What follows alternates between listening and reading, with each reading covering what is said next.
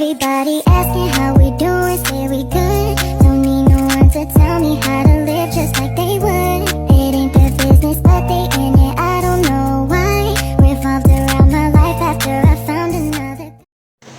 Baiklah, kami dari kelompok 1 ingin menjelaskan tentang uji ANOVA independen, di mana saya akan membacakan soalnya, yaitu 3 formulasi bentuk sediaan padat pelepasan terkendali yang mengandung salbutamol telah dikembangkan untuk pengobatan asma. Sebagai tahap pertama, proses pengembangan laboratorium pengembangan farmasetis telah dibandingkan untuk diminta untuk membandingkan ketika pelepasan untuk dengan menggunakan metode disolusi yang diterangkan dalam British Pharmacopoeia. Kinetika pelepasan setiap formulasi ditentukan secara eksperimental dan disajikan dalam tabel. Apakah ada perbedaan antara kinetika pelepasan ketiga formulasi itu? Tabelnya yaitu pada formulasi 1 yaitu 4,21, 5,23, 4,01, 6,00, 5,25, 6,41, 4,52, 4,18, 6,05, 4,66, dan formulasi 2 yaitu 3,69, 3,99, 4,25, 4,08, 5,22, 2,99, 5,66, 4,25. Pada formulasi ketiga yaitu ada 5,00, 6,55, 6,02, 6,11, 4,88, 4,29, 6,00, 5,45, dan 5,04. Ada 3 uji, yaitu yang uji pertama, uji normalitas, di mana H0 tidak ada perbedaan distribusi data atau data terdistribusi normal. HA ada perbedaan distribusi data atau data terdistribusi normal.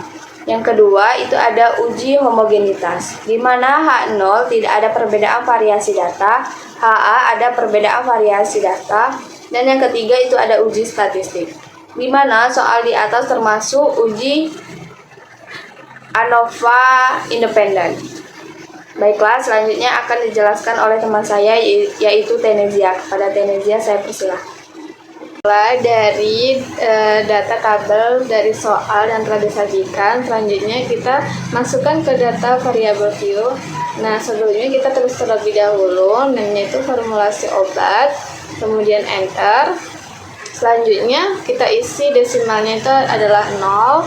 Nah, labelnya ini ditulis formulasi obat salbutamol, terus valuesnya itu kita klik, terus values 1 itu formulasi 1, terus yang kedua tuh labelnya formulasi 2, yang ketiga itu formulasi 3.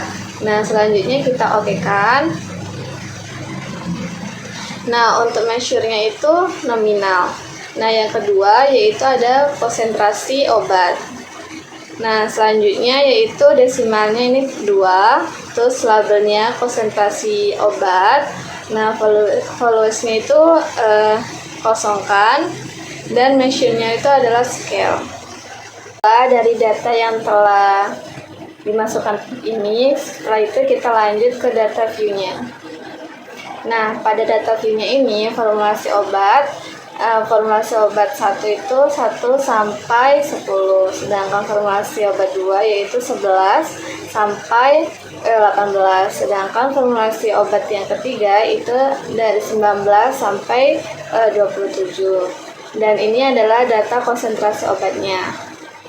Kita klik analis, kemudian di deskriptifnya, terus klik explore. Kemudian di independent list-nya itu kita itukan konsentrasi obatnya, terus pada faktornya dimasukkan formulasi obat salbutamolnya, terus kita close-kan di normality ini dicentang, terus continue, selanjutnya klik OK, sehingga mendapatkan hasilnya di normalitasnya yaitu sigma formula 1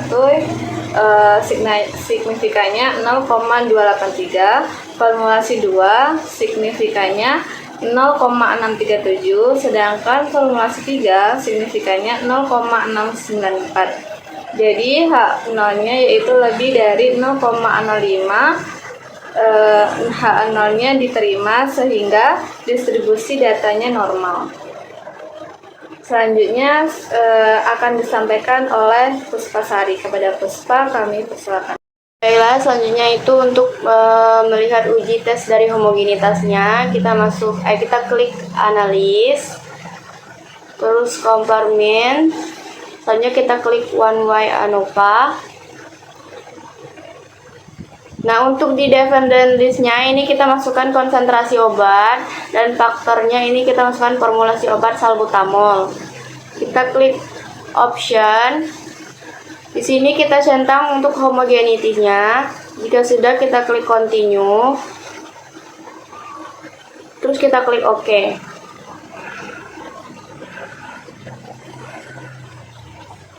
Nah, ini sudah dapat hasil dari tes homogenitas. Hasilnya untuk tes homogenitasnya ini terdapat nilai signifikan dari rata-rata 0,730, yang mana lebih dari 0,05, sehingga H0-nya itu diterima.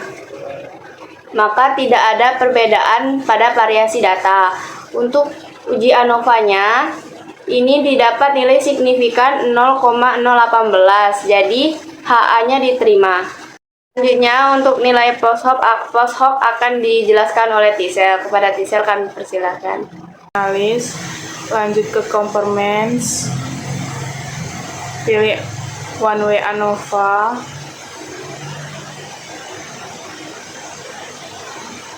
Untuk dependent listnya di sini dimasukkan konsentrasi dan faktornya itu formulasi obat. Untuk post hoc-nya kita klik Turke dan Duncan, continue, dan optionnya untuk nilai homogenitasnya kita tidak centangkan, lalu continue dan OK. Dan untuk di sini nilai post hoc-nya itu dengan formulasi 1 nilai signifikannya 0 antara formulasi 1 dengan formulasi 2, nilai signifikannya 0,127, dan formulasi 1 dan formulasi 3 yaitu 0,46. Selanjutnya formulasi 2 dan formulasi 1 itu sama 0,127, dan antara formulasi 2 formulasi 3 0,014, formulasi 3 dan formulasi 1 itu 0,96, untuk formulasi 3 dan formulasi 2 0,014. Jadi konsentrasi formulasi obat yang paling bagus itu terdapat pada formulasi 3 dengan nilai 5,4822, untuk signifikan 2K-nya 0,516, dan untuk Duncan-nya itu yang bagus juga formulasi 3 yaitu 5,4822 dengan nilai signifikan 0,277, karena ini diambil dari konsentrasi obat yang paling tinggi, sedangkan untuk konsentrasi obat yang paling rendah itu terdapat pada formulasi 2 yaitu 4,2662. Everybody asking how we doing, say we good. Don't need no one to tell me how to live.